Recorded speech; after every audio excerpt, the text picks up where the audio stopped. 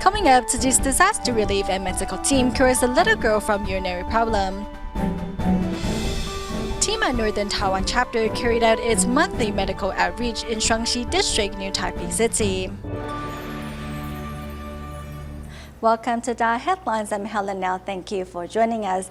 Although it has been more than a month since Nepal was rocked by strong quakes, many are still taking shelter in tent communities, looking to return their lives to normal. Many quake survivors have begun to rebuild their damaged homes. However, as many buildings in the country are considered historic monuments, residents cannot rebuild without getting government approval. On the other hand, to help those with permits to rebuild their homes, the government has reinforced a policy to make sure that prices for construction materials do not increase. Today, we're at a hardware store in Bhaktapur. In the wake of the earthquakes, the need for building supplies has increased dramatically. Right now, we can see that many workers are busily moving iron bars. We want to know if the price of building materials has increased due to the disaster. The result came as a bit of a surprise. This is iron pipe per piece rate 1050 and GCI rate 370. Due to the recent quakes, the demand for iron bars and zinc sheets has increased significantly. However, instead of seeing a price rise, the cost of zinc sheet is actually 50 rupees cheaper than before.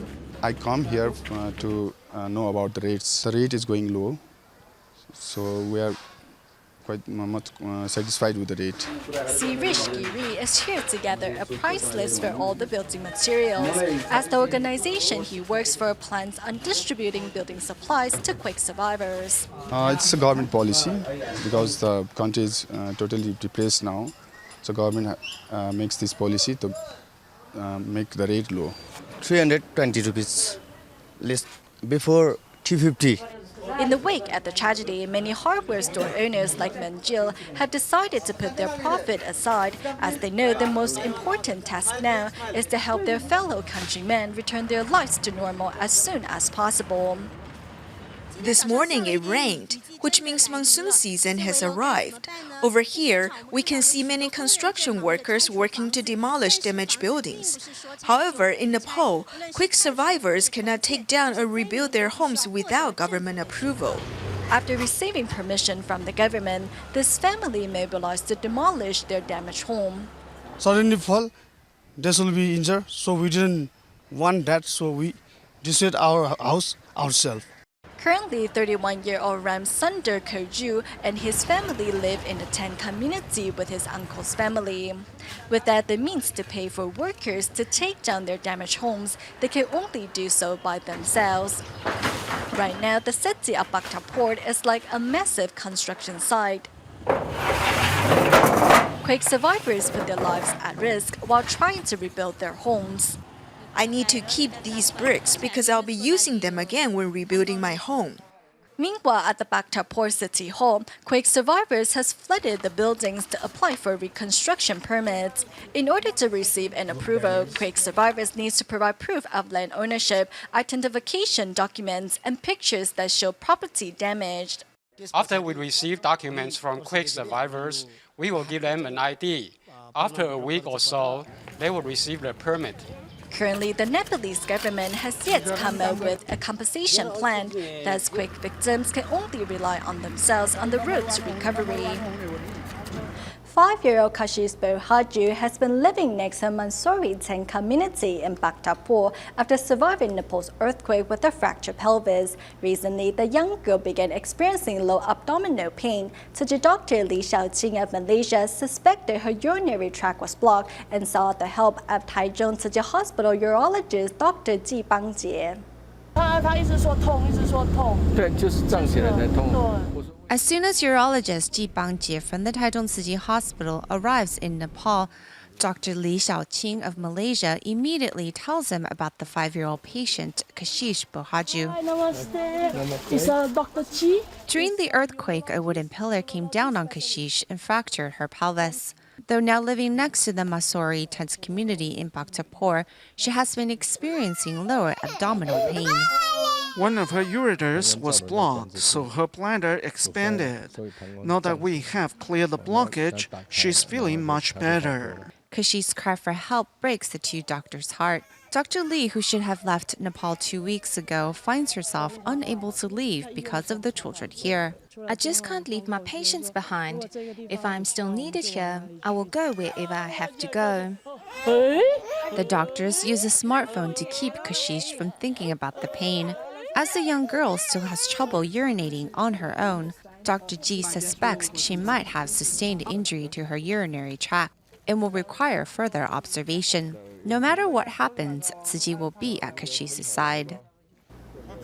As we mentioned before, a Chinese-speaking tour guide in Kathmandu, Ram, has been helping his countrymen alongside Tzu Chi volunteers.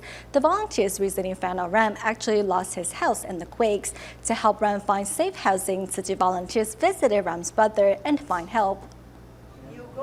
As Ram has been busy with helping his countrymen, he forgot to mention that he himself no longer has a home to return to.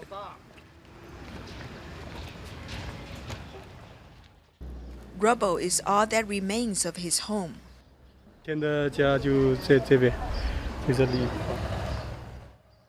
原来这边是润所住的地方，我当时真的忍不住。 When I saw the remains of his former home, I broke into tears because I cannot imagine how he could stay strong and help others after losing his own home.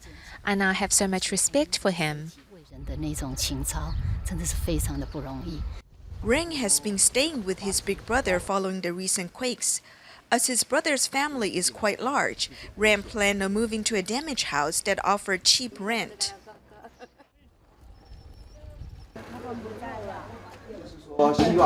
We hope your mother, your fourth and fifth brothers will not move into the damaged house. What do your big brother and sister-in-law think? Ram translated Tzu Chi volunteers' concern, and his big brother and sister-in-law promised to let him stay with them. Even your big brother and sister-in-law said you can stay with them. There is a saying that everything will work out for the best. 自然之。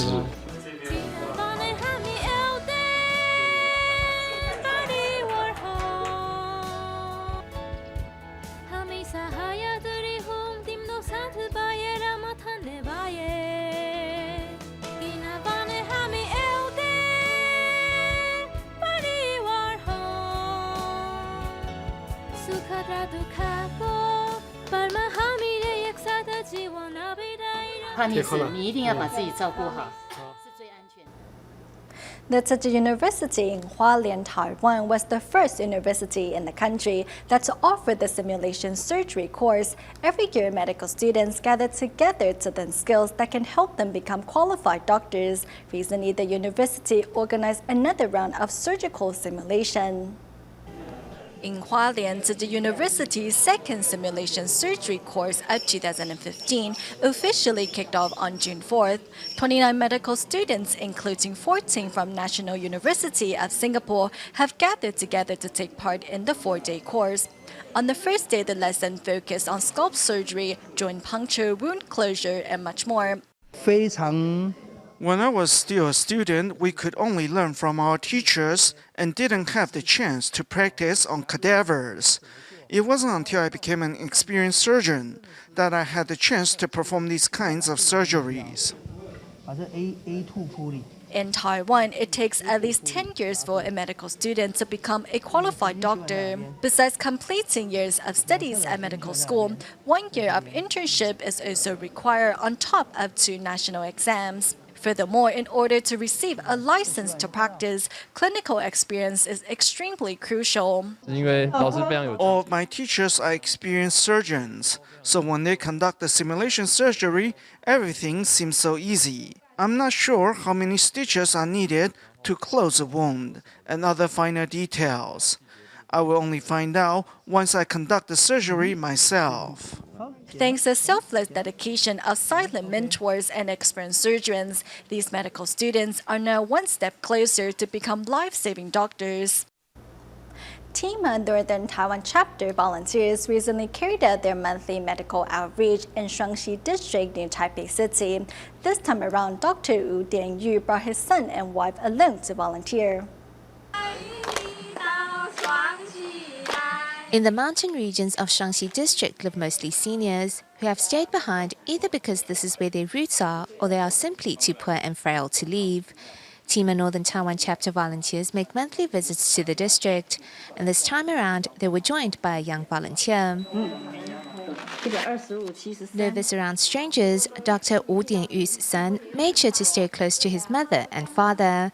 However, seeing how his father tended to one patient after another with a smile, the boy plucked up the courage to interact with the seniors. 手这样，双手这样，祝福你健康快乐。好，谢谢，感恩啊，感恩感恩，感恩啊。 This is a good learning opportunity for children to experience the joys that come with giving. He doesn't know what I do at the hospital since I leave home early in the morning and only return late at night. I hope this experience can teach him to be grateful. Some of the patients experience shortness of breath, and the medication they have been taking hasn't been helping, and they haven't followed up on their situation. Sometimes they still need to have their problems checked out at the hospital. However, through these medical outreaches, we hope to improve their situation. Through their contributions and timely assistance on behalf of these care recipients, I believe he will feel the rewards of this more deeply than anyone else. Nurse Hong Yuling has also learned to treat patients as though she's caring for her own family. Most of the residents here live alone. However, they still manage to maintain a balanced lifestyle and have kept their homes clean. This is something I want to take back with me to share with my parents. Sending their love to where it's needed most, these TIMA volunteers have experienced the boundless joy that comes with giving.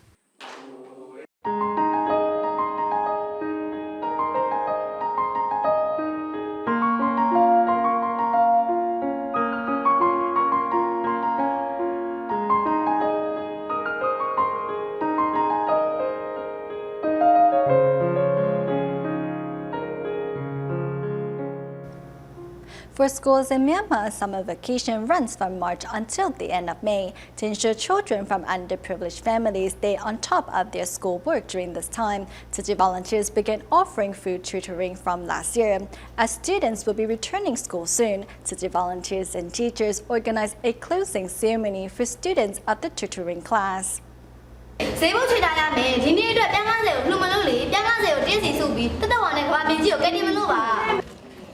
Students play the role of housewives in a performance of Tzu Chi's bamboo coin bank era.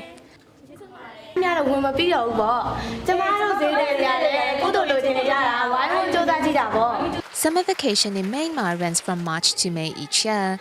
Since last year, Tzu Chi volunteers have been offering free tutoring over the summer holidays to help underprivileged students stay on top of their schoolwork. We learn many things here and we get to spend time with our friends. I'm really very happy here. In the future, I want to be like Master Zheng Yan and the Tzu Chi aunts and uncles. I want to help people in need. I promised the Tzu Chi aunties and uncles that I will study hard when I go back to school. When I grow up, I want to be a doctor so that I can pay the love I've received forward. Here, volunteers and teachers give up their time willingly to tutor these kids. Teacher Liu Yan has been volunteering here for the past 2 years. I hope everyone will continue to work hard, and when I see you again next year, I expect to see an improvement in all of you.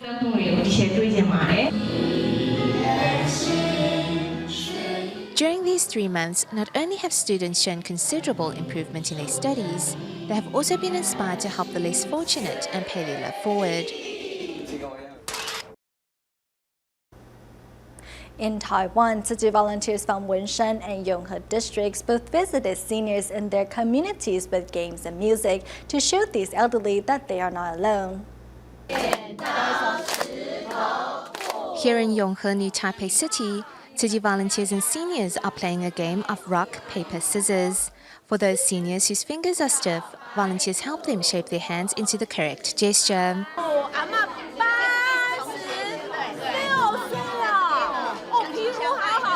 这些老人家很需要。 These seniors really need some friends to liven up their life. They need to interact with people to make their life more colorful. Each month, Tzu Chi volunteers will visit this adult daycare center to spend some quality time with the seniors. 慈济这边很棒的是。 The volunteers, whether it be the Tzu Chi brothers or sisters, are really good at interacting with the seniors.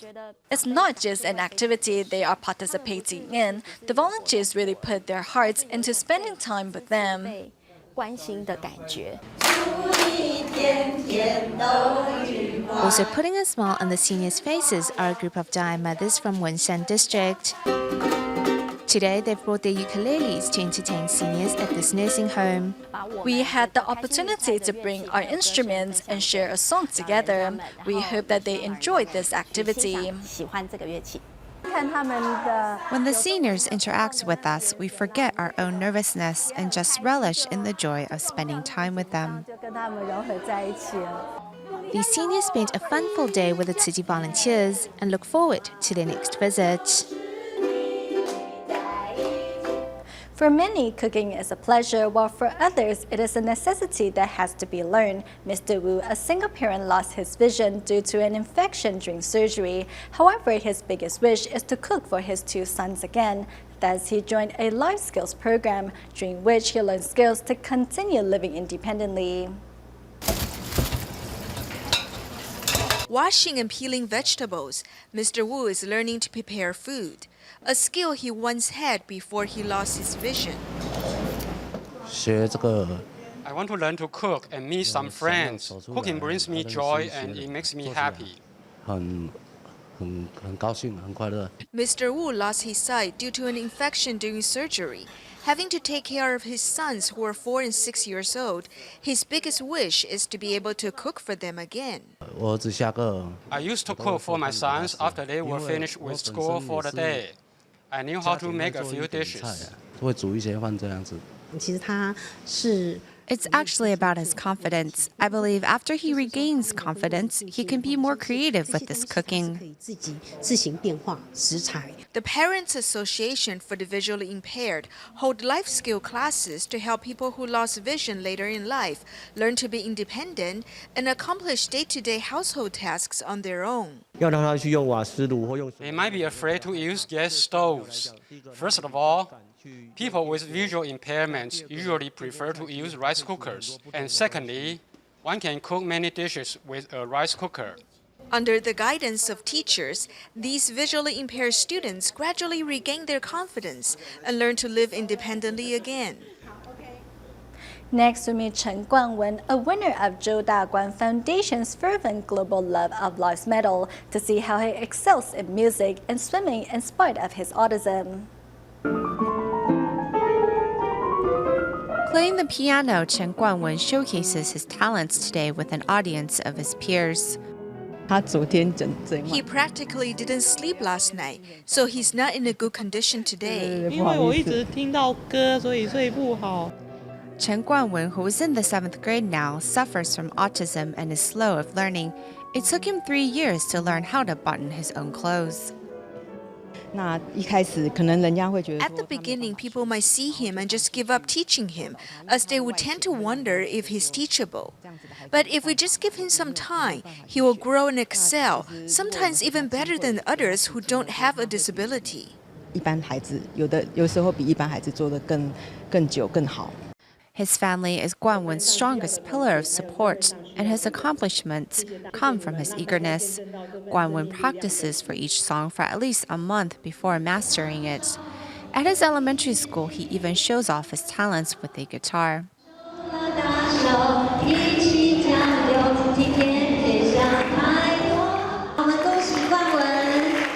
This year, Chen Guangwen won the Zhou Daguan Foundation's 18th Fervent Global Love of Lives Medal for his outstanding work. A proud mother, Zhang Jingyi, wrote a book about the trials and tribulations of her son's life to let others know that miracles are within reach if you work hard enough at it. Taiwan's indigenous people mostly live in the mountains and therefore are natural-born mountaineers. Whenever a search and rescue is being conducted in the mountains, they can be seen helping out. Most typically work as porters, helping hikers carry heavy supplies and equipment. However, the job is without benefits and the income is unstable. It is time for the government to do something to help these unsung heroes.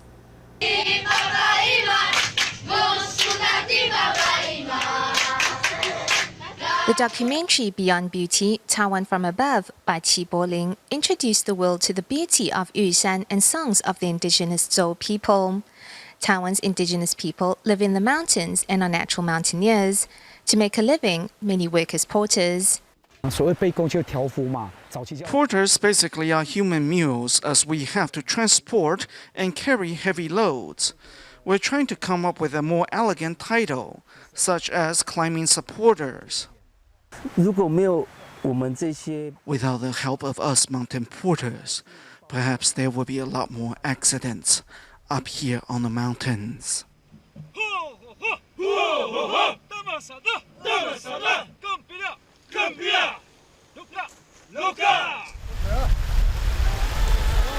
A Zhou, Gu, is putting his talent in the wilderness to use. Instead of working as a porter slaving away to carry supplies and equipment for other hikers, he has enlisted other indigenous men to join him in forming a climbing team in Nantou.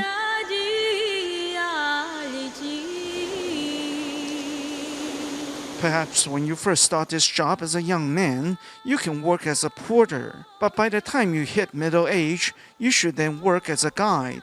And that you can do until you are 60 or even 70 years old. We have set a limit to how much weight a person can carry, which is 30 kilograms. This is to protect our team members, so they can keep on doing this job. Currently, there are about 300 in Taiwan who work as porters, and most of them are indigenous people. However, they don't have workers' compensation, a fixed salary, or a cap on how much weight they can carry, and thus many quickly retire after sustaining injuries. Before the 9/21 earthquake, people used to carry 40 to 50 and even 60 kilograms. This can easily damage backs, knees, and ankles. Most of our predecessors can barely walk after they turned 40. As hiking is not regulated, most porters cannot go into the mountains legally and are denied lodging up in the mountain guest houses.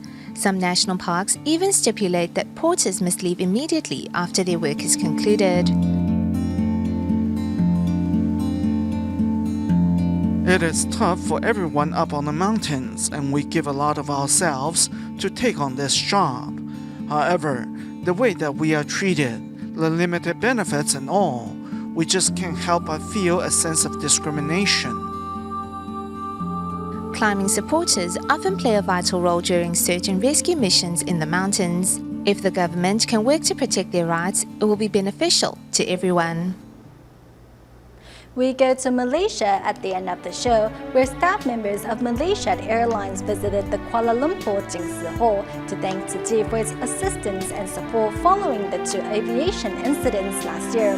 We'll leave you with these images. Thank you for tuning in. Goodbye.